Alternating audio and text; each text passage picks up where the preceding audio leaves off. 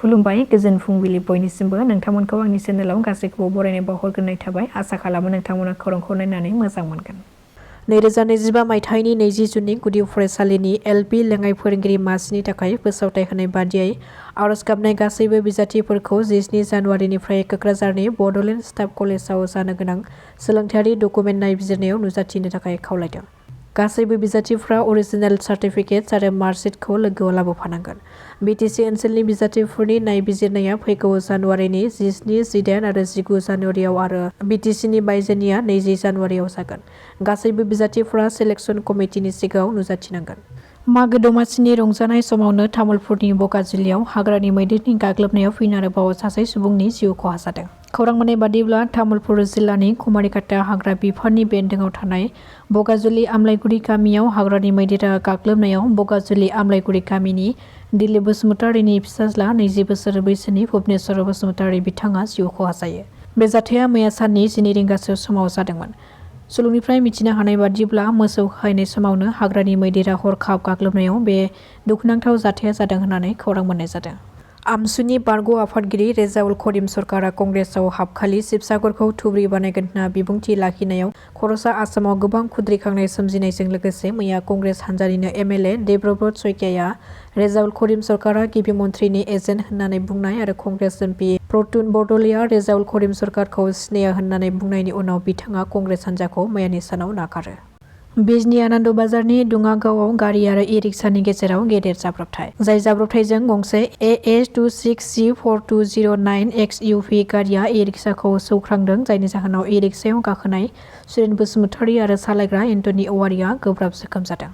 गरेस्वर रामसायाव मैया बेलासिनि 4 रिंगासो समाव गिख्रंथाव अर खामनाय जाथाय जादों। अर खामनायनि जाहोनाव सासे सुबुंनि नङा आबुङै खामजोबदों आरो बेजों लोगोसेनो गंसे बाइक आरो साखा खबब्रै गारि AA01DK4346 नम्बरनि गारिया अर खामनानै सेवहांगार जायो।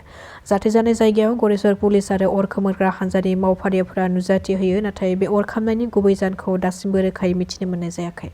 रेलगारिनि गिख्रंथाव जाब्रबथायजों गासै सा 28 सुबुंनि जिउ खहा।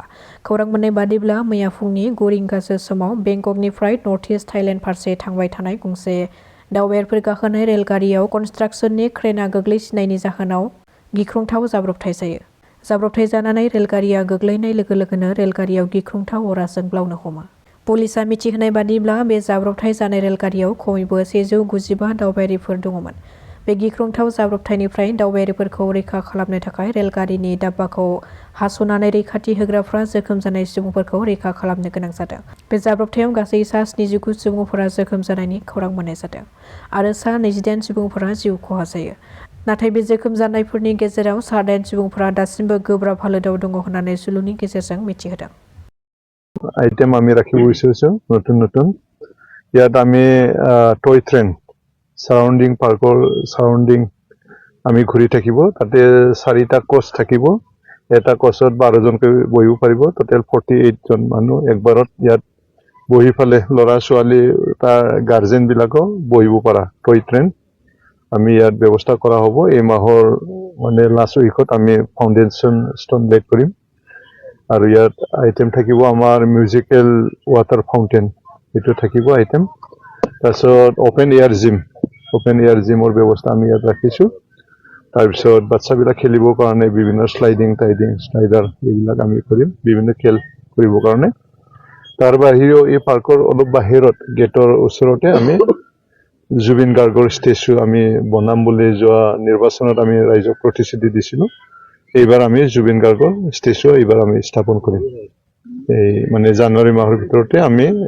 আধাখিলা স্থাপন কৰিম এইখিনি কথা আপোনালোকক অৱগত কৰাইছোঁ কিমান টকা 3 কোটি টকা টোটেল 3 কোটি টকা এইবিলাক আইটেম গোটেইখিনি বিটিসি পৰিষদ চৰকাৰ আমি এইটো বিটিসি জৰিয়তে আমি কৰিম এইটো ট্ৰেইনৰ যোনটো সুবিধা এইটো টিকেট সিস্টেম হ'ব না এইটোতো মেইনটেনেন্সৰ কথা আছে টিকেট সিস্টেম হ'ব বাকি বিলাক মানে যেবিলাক মানে হেৰি কৰিবৰ কাৰণে ৰান কৰিবৰ কাৰণে অলপ টকা পইচাৰ ব্যৱস্থা লাগিব মেইনটেনেন্সৰ কাৰণে এইখিনি পাৰিব পাৰ্কত সোমাবৰ কাৰণে লোকেলৰ কাৰণে ফ্ৰী আছে আৰু শুক্লাই চাৰফাং সমষ্টিৰ বাহিৰৰ যিবিলাক আছে তেখেতসকলে আগত যি ধৰণে আছিল এই ধৰণে হ'ব